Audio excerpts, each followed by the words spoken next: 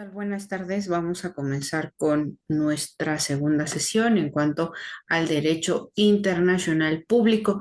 Y en esta ocasión, como dentro de nuestras cápsulas informativas, estábamos aplicando las diferencias también que encontrábamos en la última, hablamos sobre esta parte de el derecho internacional de los derechos humanos o la misma pauta de aquellos principios de la primera generación, segunda generación y tercera generación, por no hablar ahora de otras cuestiones que se empiezan a plantear, como cuál sería la cuarta generación, ¿no? En estas cuestiones también tecnológicas que cada y constantemente nos exigen que el derecho pues también sea avanzado en las mismas bases de la evolución de la sociedad. Ahora bien, en cuanto a los principios rectores en la materia de derechos humanos, podemos hablar del primer principio como la autoaplicabilidad de los derechos humanos. Y dentro de esta parte de la autoaplicabilidad encontramos a los artículos 2.1 del Pacto Internacional de Derechos Civiles y Políticos y el segundo de la Convención Americana de Derechos Humanos. Señalan que es deber del Estado dictar las disposiciones legislativas necesarias para hacer efectivos los derechos humanos. Sin embargo, estos deben entenderse como autoaplicativos, es decir, su eficacia no depende ni está condicionada a la adopción de normas locales por parte del Estado. Si bien recordamos, es un sistema que se mantenía también en este reconocimiento de derechos humanos de una manera muy natural, es decir, siguiendo nuestra corriente filosófica de los derechos naturales, del mismo llamado ius naturalismo, donde nosotros comenzamos a identificar estas pautas de la existencia como especie humana y en la misma pues la necesidad que se manifiesta de ahora sí constituir una obligatoriedad por parte del Estado que garantice, que proteja las necesidades de nuestros derechos humanos. Ahora bien, de acuerdo a estas pautas o disposiciones legislativas, hablamos del segundo principio, como lo son los derechos humanos, son inherentes al hombre.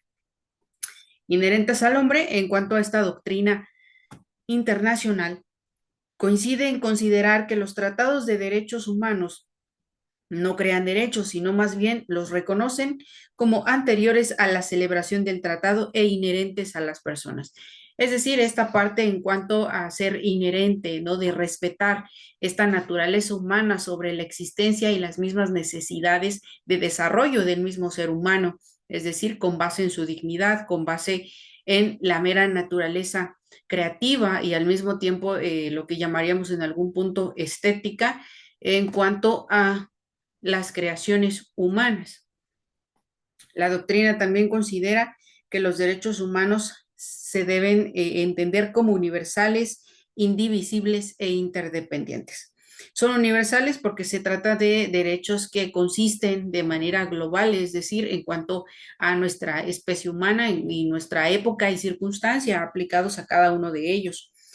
En esencia, los derechos y las libertades fundamentales constituyen una unidad. Los derechos civiles, políticos, económicos, sociales y culturales, y los derechos de solidaridad, es decir, hablamos aquí de la tercera generación, están unidos por vínculos indisolubles que dan forma a un conjunto invisible e interdependiente, de manera que es posible menoscabar los derechos civiles y políticos, alegando que así se propicia con mayor eficacia el desarrollo económico y social de la población. Es decir, no existe pauta para acceder a este tipo de menoscabar o violentar de alguna manera estos principios que generan nuestra especie, como de siempre y cuando consideramos ya en este punto, pues esta raza humana civilizada que consiste en crear estas estructuras de sistemas para ahora actualizar en estos puntos de contacto, como bien lo habíamos mencionado,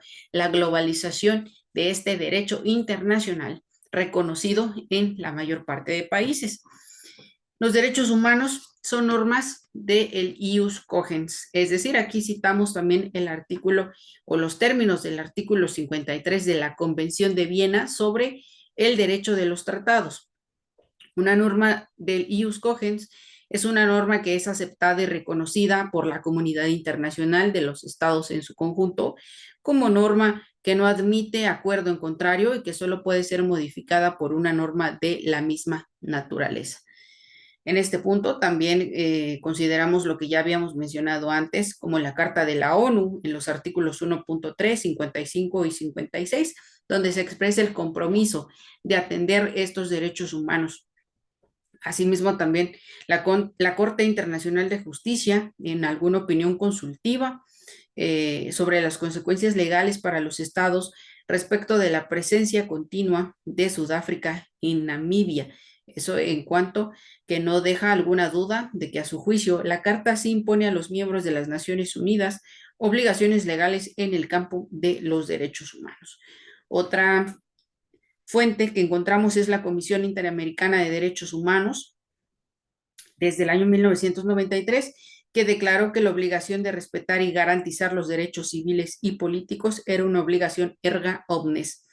La Comisión de Derechos Humanos de la ONU, en su 51 periodo de sesiones, tomó una posición clara en el sentido de que los derechos humanos consisten en obligaciones del ius cogens, al señalar que los derechos humanos no pueden argumentarse como área que está dentro del dominio exclusivo de la jurisdicción doméstica de los estados, sino que todos estos se encuentran obligados por el derecho internacional, pues a respetar los derechos humanos. En cuanto a la posibilidad, como estudiamos en alguna pauta sobre los tratados internacionales, es como esta libertad y esta autonomía también de los estados representando a su nación por sí mismas, entonces crean y se comprometen en este reconocimiento de derechos humanos, teniendo en cuenta también pues la supremacía o que no contravenga aquellos derechos que ya están o que conforman su sistema legal, y por supuesto que el Tratado Internacional coadyuve y no ponga ciertas disposiciones para que entonces el sistema de protección de los derechos humanos sea totalmente garantizable de manera jurídica. Otra cuestión es la protección complementaria del derecho internacional. Esta protección de los derechos humanos y libertades fundamentales, pues es coadyuvante o complementaria que ofrece al derecho interno de los estados, por lo que la protección internacional no sustituye la tutela procesal que cada país debe brindar dentro de su jurisdicción. De ahí que las víctimas de la violación de algún derecho pues deban agotar los recursos internos antes de recurrir a los mecanismos de protección internacional. Uno de los puntos cruciales es, dentro de estos sistemas que lo garantizan, recordar el fin último, que es la misma protección del hombre. En el objeto de los tratados en materia de derechos humanos, a diferencia de otros tipos de tratados, los compromisos que asumen las partes son frente a los demás estados partes y no en beneficio de las demás partes. Es decir, esta plena interpretación de los derechos humanos en cuanto también a su sistema interno y que estos se ocupen como en equipo para que exista la garantización del mismo, pues deja a los beneficiarios de esto, por supuesto, al individuo, quien de alguna manera puede considerarse ciudadano de este país, estado o nación que está comprometiéndose. Así también los puedo citar en este mismo sentido con el subtema.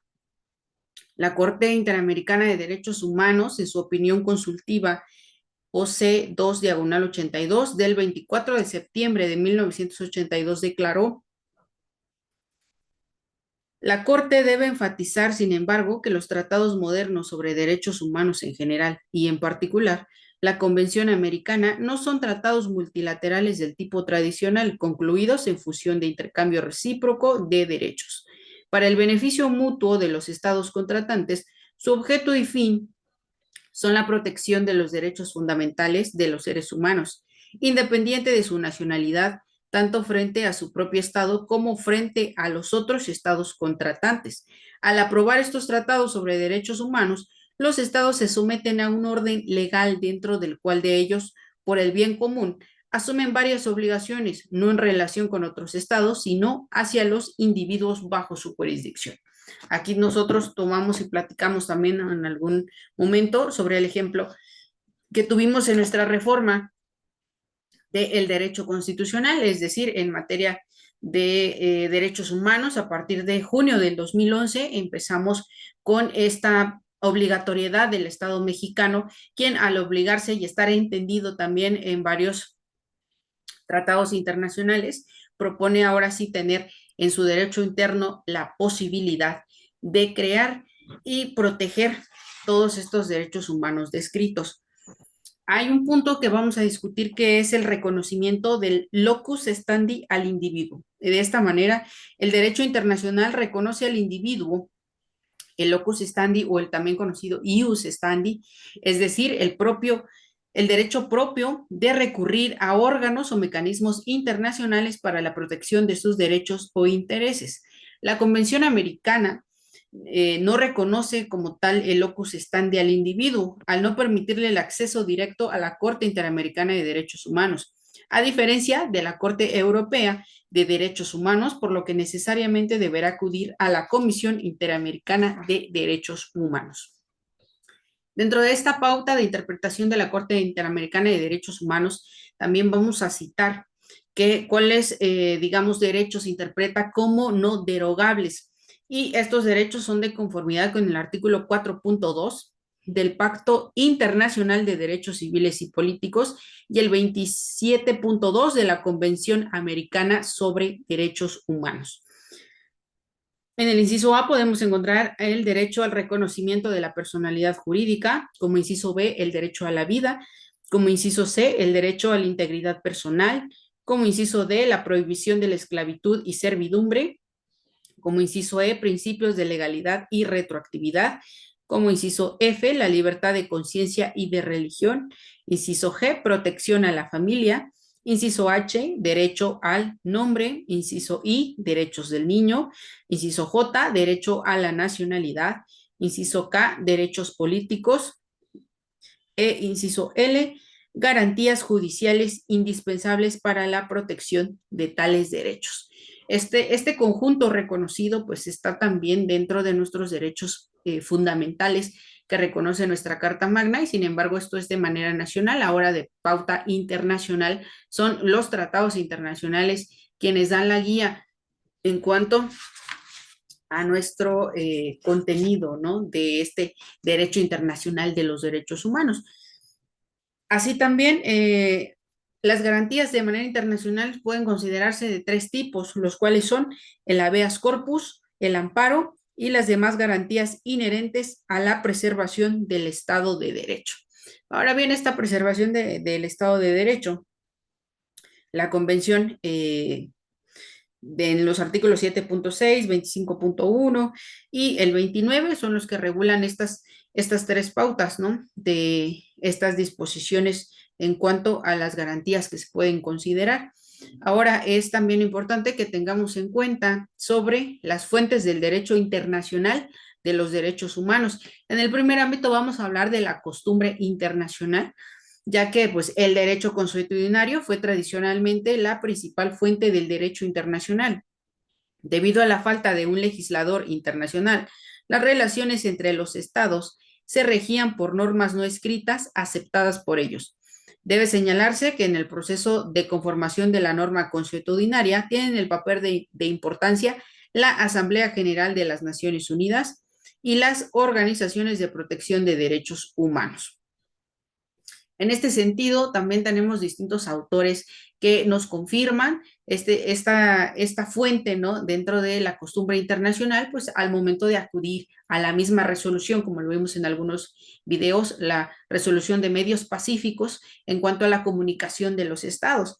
Y en este sentido, Jiménez de Arechiga confirma, la Asamblea General no solo es el órgano principal de las Naciones Unidas, sino también es un órgano formado por representantes de todos los Estados miembros. Esto significa que la Asamblea General es un foro en el que la creciente universalidad de las Naciones Unidas se reúne en casi todos los estados y en que dichos estados, después del correspondiente debate, pueden expresar sus opiniones y su voluntad colectiva respecto a los principios y normas jurídicas que han de regir la conducta de los estados. Al fin, los estados, los legisladores de la comunidad internacional. Es decir, ahora reconoce y nos da la pauta de reconocer como a los estados esta pauta de legislar, es decir, de crear, ¿no? En este sistema sobre la misma asamblea de la ONU, quien brinda la oportunidad de que ellos realicen esta comunicación.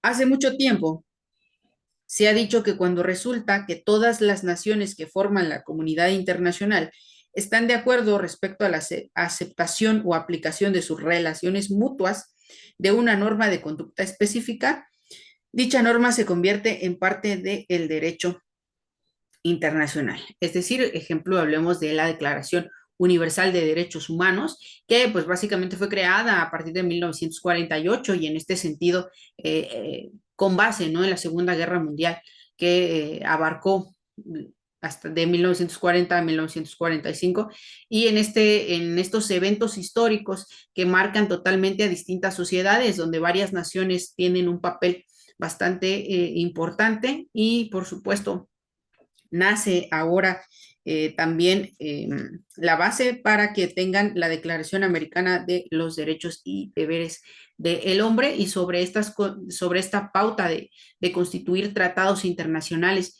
reconociendo a los derechos humanos, pues ya son instrumentos, ¿no?, que se pueden utilizar a este cuerpo de sistema en cuanto a la costumbre internacional.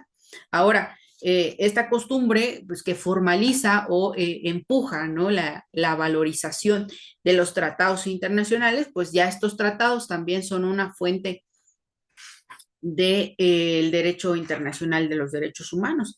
Y el derecho internacional de los derechos humanos pues no debe confundirse con el derecho de los tratados. Como en todo derecho de gentes, los tratados no son la única fuente de derecho internacional de los derechos humanos.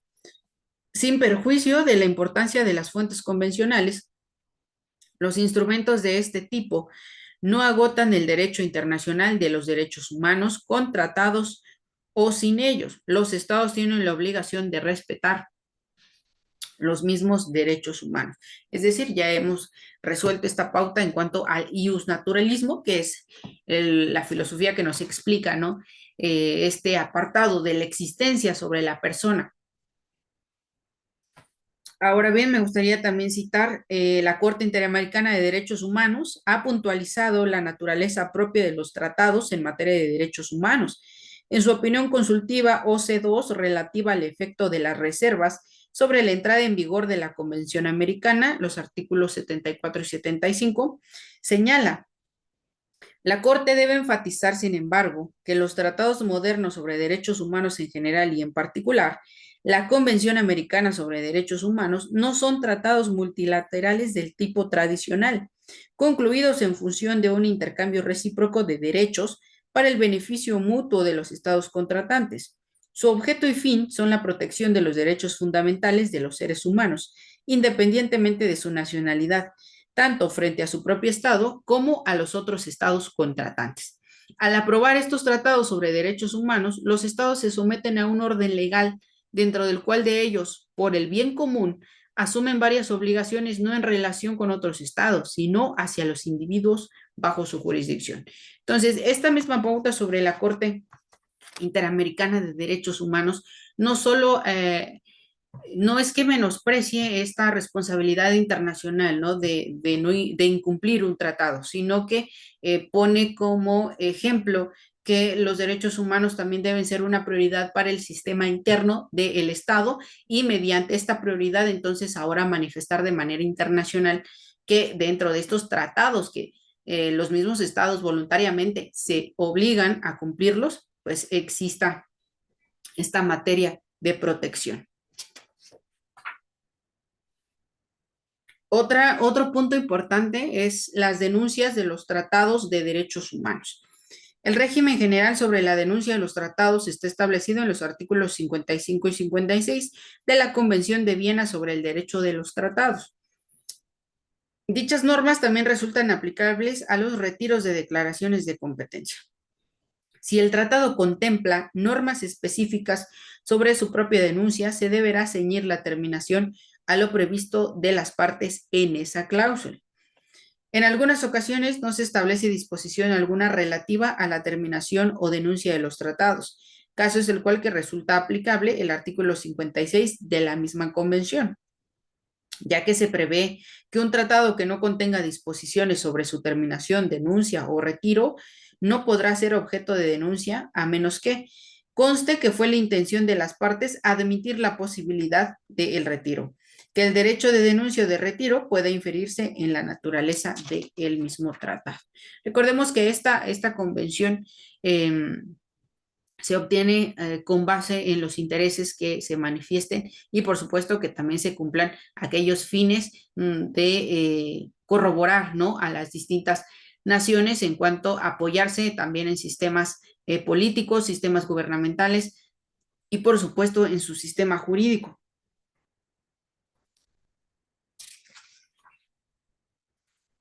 Otro subtema que nos corresponde es la interpretación de los tratados de derechos humanos.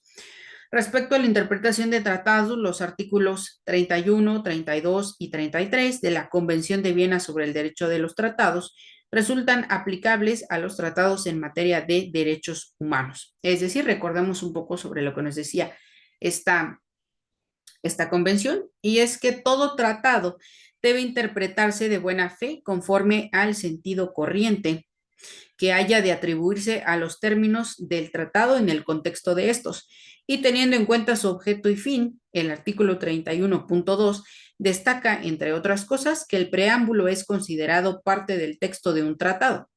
El artículo 31 dispone que se tomará en cuenta, de acuerdo con el contexto, cualquier práctica posterior a la aplicación del tratado. Es decir, que recordemos que también esta aplicación de los tratados internacionales, varios estados tienen la posibilidad de expresar que dentro de esa interpretación se deben tomar en cuenta distintos puntos, como podría ser cuestiones en cuanto a su cultura, ¿no? Parte de la identificación de sus mismos nacionales.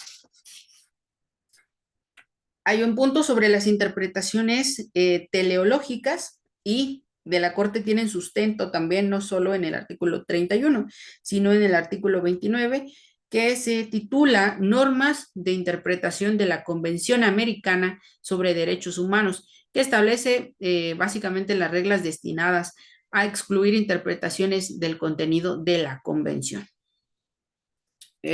Otro punto, ahora sí, regresando a las fuentes sobre este derecho internacional de los derechos humanos, son los principios generales del derecho, la doctrina y las decisiones judiciales en los derechos humanos. En estos tres puntos, pues los principios generales del derecho son principios comunes a los distintos sistemas jurídicos que han alcanzado cierta objetivización en el derecho interno. Estos principios no deben confundirse con los principios de derecho internacional. Los primeros nacen del fuero doméstico de los estados, ya habíamos comentado que esta pauta de su derecho interno completamente constituida, y los segundos del derecho internacional convencional o consuetudinario. Podemos citar también el artículo 38 del Estatuto de la Corte Internacional de Justicia, que refiere a principios generales de derecho, por tanto, solo hace referencia a ideas jurídicas generales y fundamentales, y no a cualquier precepto normativo. La función de dichos principios no se restringe a cubrir lagunas legales que pudieran presentarse por la falta de norma convencional o consuetudinaria aplicable, sino que sirve de instrumento para la debida aplicación e interpretación de los tratados y de la misma costumbre. El mismo artículo, en cuanto al inciso D, marca que del Estatuto de la Corte Internacional de Justicia señala que las decisiones judiciales y las doctrinas de los publicistas de mayor competencia de las distintas naciones constituyen un medio auxiliar para la determinación de las reglas de derecho. Los órganos jurisdiccionales internacionales competentes en casos de violaciones a derechos humanos suelen apoyar sus sentencias en las opiniones o sentencias de la Corte Europea de Derechos Humanos, Corte Interamericana de Derechos Humanos y Corte Internacional de Justicia. Las referencias a las sentencias de tribunales internos son un poco más escasas. Sin embargo, no significa que no contemos, es decir, ejemplo, en nuestro país, con la jurisprudencia de interpretación necesaria donde encontramos la guía suficiente para esta aplicación o reconocimiento de los derechos humanos. Hablando de estos temas, encontramos también que el valor, ¿no? De estos organismos internacionales en defensa, el valor de las recomendaciones y resoluciones de los organismos internacionales en materia de derechos humanos.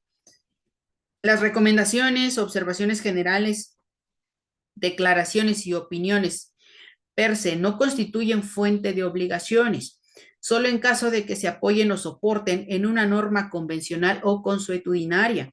Un ejemplo lo constituyen las declaraciones universal y americana de derechos humanos, cuyo valor y fuerza jurídica se sustentan en la Carta de la ONU y en la OEA.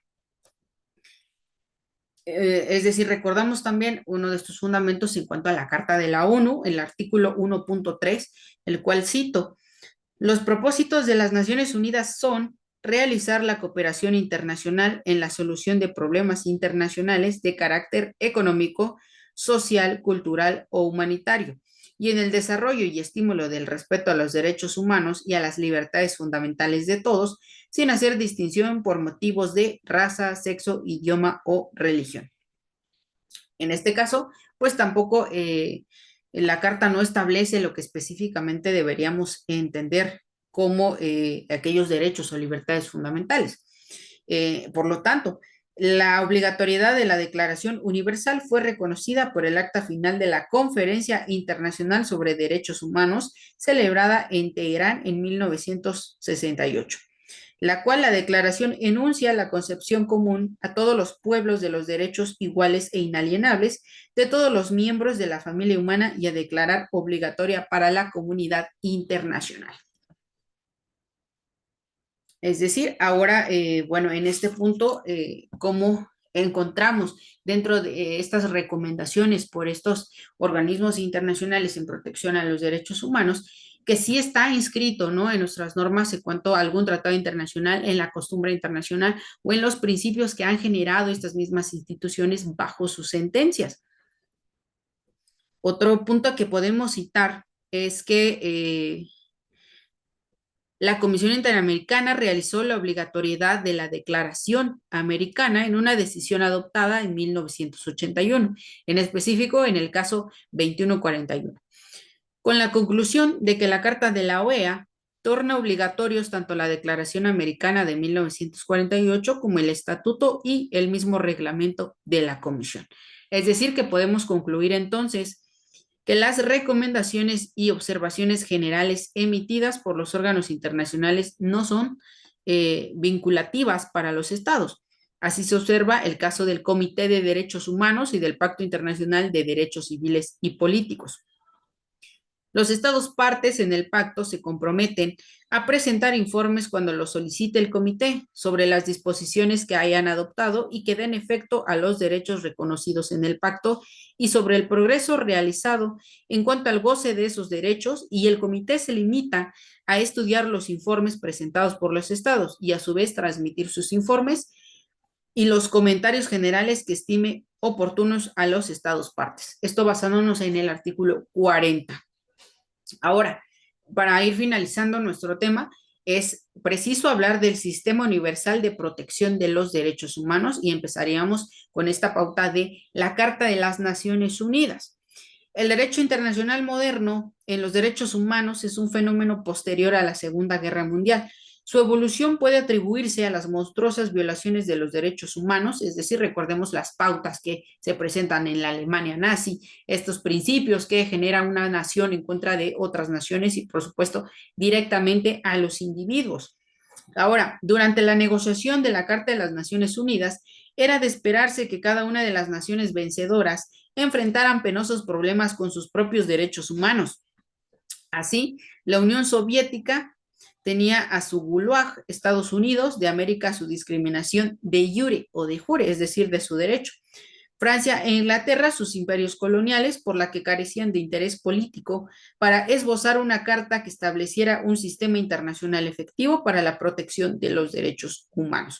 Mientras tanto, la Carta de la ONU es la que se ocupa, ¿no?, de obtener esta creación o la legislación de manera más contemporánea de los derechos humanos. Tenemos, por ejemplo, el artículo 55 que dispone con el propósito de crear condiciones de estabilidad y bienestar necesarias para las relaciones pacíficas y amistosas entre las naciones, basadas en el respeto al principio de la igualdad de derechos y al de la libre determinación de los pueblos.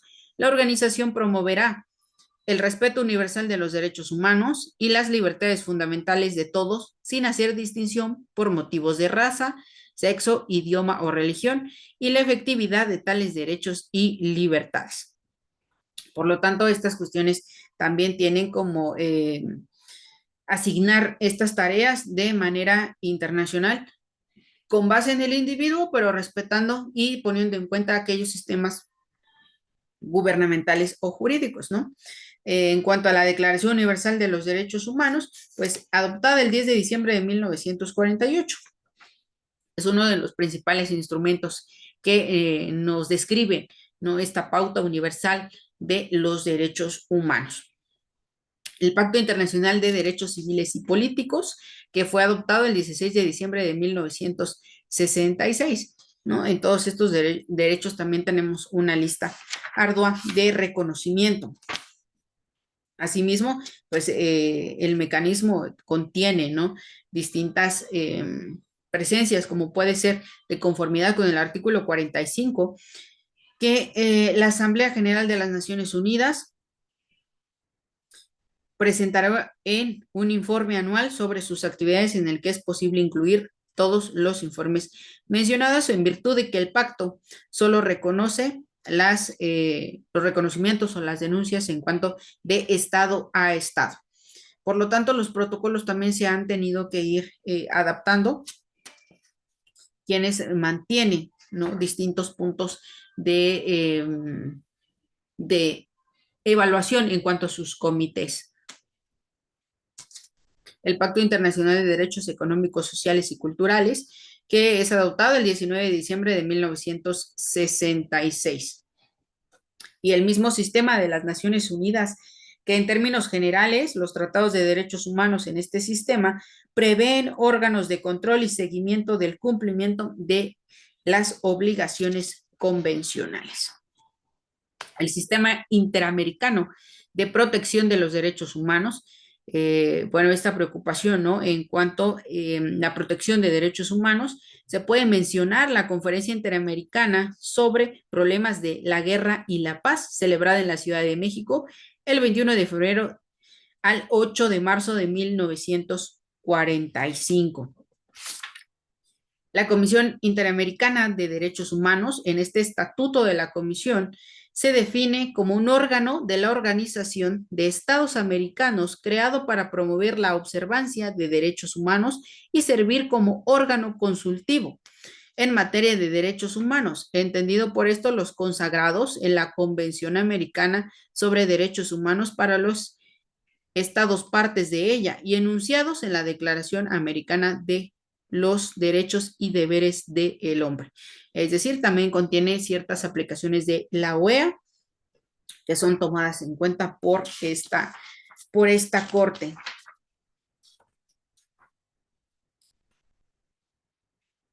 Y bien, eso es en cuanto a nuestro sistema internacional de derechos humanos. No sé si alguien por ahí tiene alguna duda.